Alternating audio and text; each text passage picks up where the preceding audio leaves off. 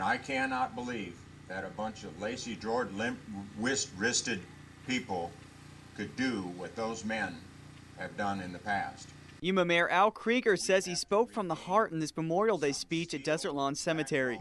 Over a week after those comments, he says there's nothing he would change. I am reluctant to compare myself to George Washington or Abraham Lincoln, but I did get some feedback on what I said, and I don't believe that I said anything different than what they would have said. Krieger used part of the speech to echo concerns over Don't Ask, Don't Tell getting repealed. Created in the mid-90s by the Clinton administration, the law prohibits gays and lesbians from serving openly in the military. But now Congress is working to repeal that law, something Army veteran and human rights campaign activist Jared Chapowski says is a must. Gays and lesbians have been serving in the military, since this country was founded, and they've been able to do it quite capably.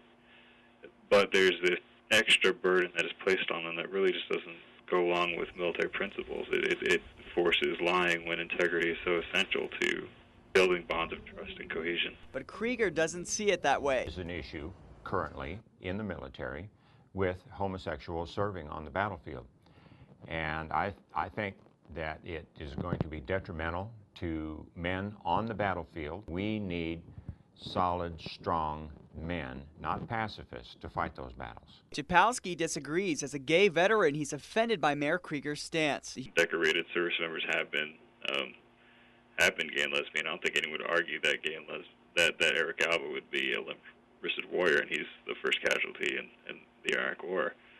So it's a very deliberately offensive and inaccurate characterization of gay and lesbian service members that do serve this country honorably every day. The Human Rights Campaign is a group that boasts itself as the nation's largest gay, lesbian, and transgender civil rights organization in the nation. The HRC estimates that more than 13,000 gay and lesbian troops have been expelled from the military under Don't Ask, Don't Tell. We also know from the experiences of other countries that have lifted their ban, most of our coalition forces, by the way, do allow open service, and it has not been an issue whatsoever. Krieger brings up a question that some have pointed out in the past. Why join an organization that doesn't support your lifestyle?